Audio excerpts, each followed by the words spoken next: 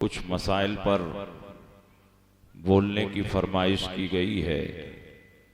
हालांकि ये वो मसाइल हैं जिन पर सीवान में और पूरे सारन में मुतअद्दिद बार मैं तकरीर कर चुका हूँ।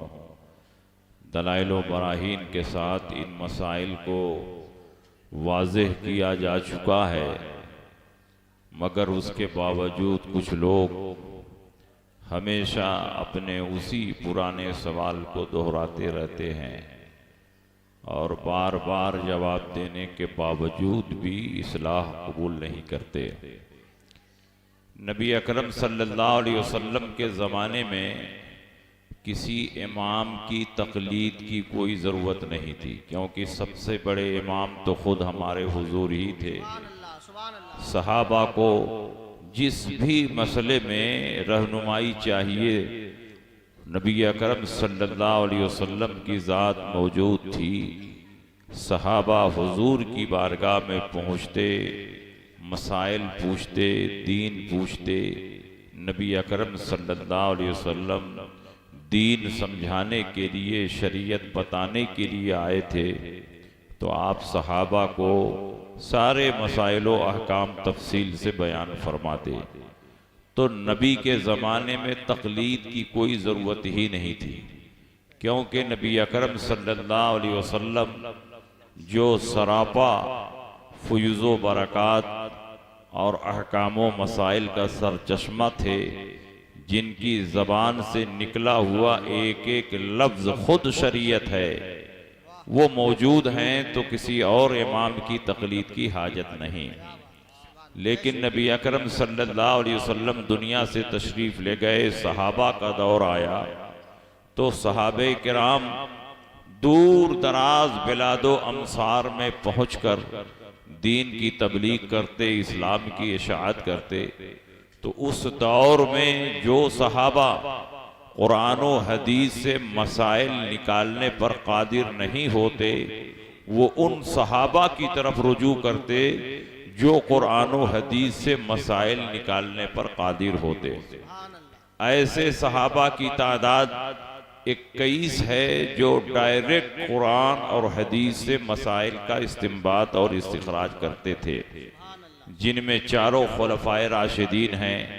हजरत अबू बकर सिद्दीक, हजरत उमर इब्ने खत्ताब, हजरत उस्मान गनी, हजरत अली मुर्तज़ा और खुलफाए राशिदीन के अलावा और भी बहुत से सहाबा हैं, जैसे अबू मूसा अशअरी, मुआज़ इब्ने जबल, अब्दुल्ला इब्ने मसूद, अब्दुल्ला इब्ने अब्बास, अब्दुल्ला इब्ने उमर। और औरतों में हजरत आयशा सिद्दीका दर्जे इज्तिहाद पर फाइज थी, इसलिए बड़े बड़े सहाबा को जब मसाइल में दुश्वारी पेश आती तो ये अपने अकाबिर सहाबा की खिदमत में पहुँचते और उनसे मसाइल पूछते, और उनसे भी हल नहीं होता तो हजरत आयशा सिद्दीका की खिदमत में अपने सवालात भेजते और हजरत आयशा सिद्दीका किताबो सुन्नत की रोशनी में जवाब अता फरमाती। तो सहाबा के दौर में अलग अलग मकातिबे फ़िक़्ह थे। कोई अब्दुल्ला इब्ने मसूद के करीब था तो अब्दुल्ला इब्ने मसूद से पूछ पूछ कर अमल करता। कोई अब्दुल्ला इब्ने उमर से करीब था, उनसे पूछ कर अमल करता। कोई अब्दुल्ला इब्ने अब्बास से करीब था, उनसे पूछ कर अमल करता। कोई उमर इब्ने खत्ताब से करीब था, उनसे पूछ कर अमल करता। कोई मुआज़ इब्ने जबल से करीब था। तो सहाबा में अलग अलग मकातिबे फ़िक़्ह थे, और जो जिससे करीब था उससे पूछ पूछ कर अमल करता। और अगर आप तकलीद की तारीफ पर गौर करें तो उसूलियीन ने तकलीद की तारीफ लिखी है, कबूलो कौलिल गैर बिला हुज्जतिन व दलील।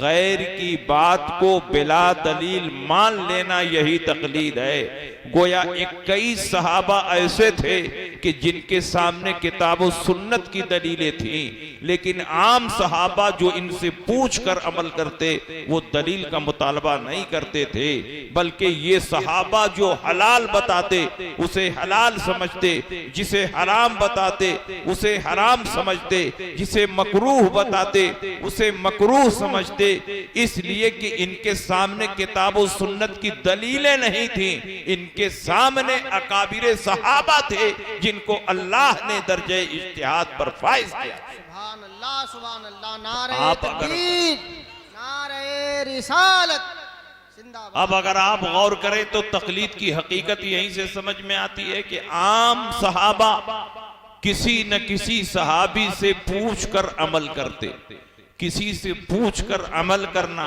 और दलील का मुतालबा न करना यही तकलीद है। और इसका हुक्म कुरान अजीम में मुतअद्दिद जगहों पर दिया गया है। उन्हीं आयतों में से एक आयत है फसअलू अहल ज़िक्र इन कुंतुम ला तालमून, अगर तुम नहीं जानते तो उन लोगों से पूछो जो जानते हैं। अगर डायरेक्ट तुम कुरान और हदीस से मसाइल का इस्तिंबात और इस्तिखराज करने लगोगे तो कदम कदम पर ठोकर खाओगे, न कुरान पर अमल हो पाएगा, न हदीस रसूल पर अमल हो पाएगा, न अल्लाह रसूल की मुराद को समझ पाओगे।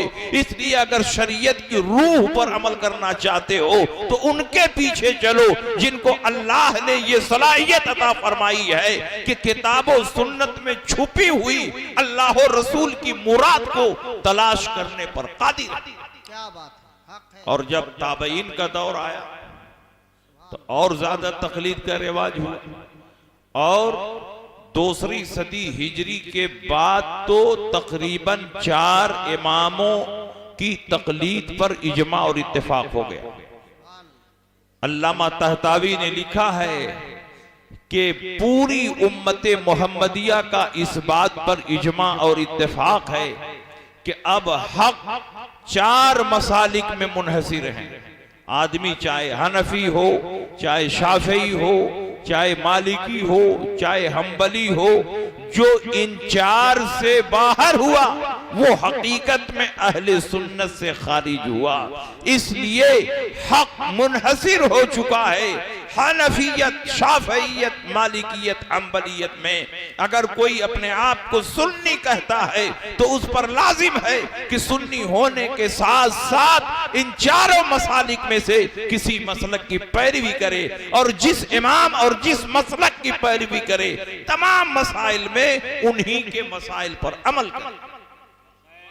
आप जरा अंदाजा लगाओ, मैं तो कहता हूं कि आज के दौर के गैर मुकल्लिदीन अगर अपने गिरदो पेश के माहौल को देखें तो कदम कदम पर वो खुद ही तकलीद कर रहे हैं और तकलीद को शिर्क भी बता रहे हैं। एक मरीज जब डॉक्टर के पास जाता है और अपनी बीमारी बताता है, डॉक्टर उसके मर्ज की तशखीस करता है तो उसको कुछ नुस्खे लिख कर देता है कि इन दवाओं को इस्तेमाल करो तुम ठीक हो जाओगे। वो मरीज डॉक्टर से दलील का मुतालबा नहीं करता कि क्यों हमारी बीमारियों का इलाज इसी नुस्खे में है, मैं तुम्हारी बात नहीं मानूंगा, मैं खुद MBBS बनूंगा, MD बनूंगा, उसके बाद फैसला करूंगा कि हमारी बीमारियों का इलाज किस तरह होना चाहिए। जब तक वो MBBS और MD बनेगा कब्रिस्तान में पहुंच जाए। एक मरीज को अगर शिफा मिलती है तो डॉक्टर की तकलीफ के सहारे शिफा मिलती है। एक बच्चा मकतब में अपने उस्ताद के पास पढ़ने के लिए जाता है, वो कुछ नहीं जानता, उस्ताद ने एक हर्फ पर उंगली रखकर बताया बेटे पढ़ो अलीफ, लड़के ने पढ़ा अलीफ। उस्ताद ने दूसरे हर्फ पर उंगली रखकर बताया पढ़ो बा, लड़के ने पढ़ा बा। तीसरे हर्फ पर ता, उसने पढ़ा ता। चौथे हर्फ पर सा। तो एक छोटा बच्चा जब मकतब में पढ़ने के लिए जाता है तो उस्ताद जिस हर्फ को जिस नाम से पहचान करवाता है वो बच्चा पढ़ता चला जाता है। वो अपने उस्ताद से बहस नहीं करता, दलील का मुतालबा नहीं करता कि पहले हर्फ को अलिफ क्यों कहते हैं, दूसरे हर्फ को बा क्यों कहते हैं, तीसरे हर्फ को ता क्यों कहते हैं। जब तक आप दलील नहीं देंगे हम आपकी बात नहीं मानेंगे। अगर ये बच्चा दलील का मुतालबा करने लगे तो पता चला मकतब की पढ़ाई उसकी बंद हो जाएगी और आगे आलिम और फाजिल बनना तो दूर की बात है, वो नाजरा कुरान भी नहीं पढ़ेगा। एक बच्चा अगर आगे बढ़ता है तो उस्ताद की तकलीद के सहारे बढ़ेगा। बहुत अच्छा, बहुत अच्छा। आप देखते होंगे एक आदमी की जमीनों जायदाद पर किसी ने कब्जा कर लिया तो वो वकील के पास जाता है कि हमको इसके खिलाफ मुकदमा करना है। वकील उसके पूरे केस की स्टडी करता है, उसके बाद बताता है कि ताजीराते हिंद की दफा फलां के तहत तुम मुकदमा दायर करो तो जीत जाओगे और तुम्हारी जमीन तुमको वापस मिल जाएगी। वो वकील से दलील का मुतालबा नहीं करता कि ताजीराते हिंद की फला दफा के तहत क्यों मैं दावा दायर करूं, मैं तुम्हारी बात नहीं मानूंगा जब तक दलील नहीं दोगे।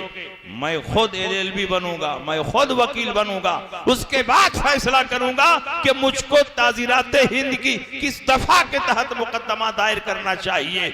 जब तक वो LLB और वकील बनेगा दावे की मुद्दत खत्म हो जाएगी, जमीन जायदाद से महरूम हो जाएगा। अगर उसे इंसाफ चाहिए तो वकील की बात को हर हाल में तस्लीम करना होगा।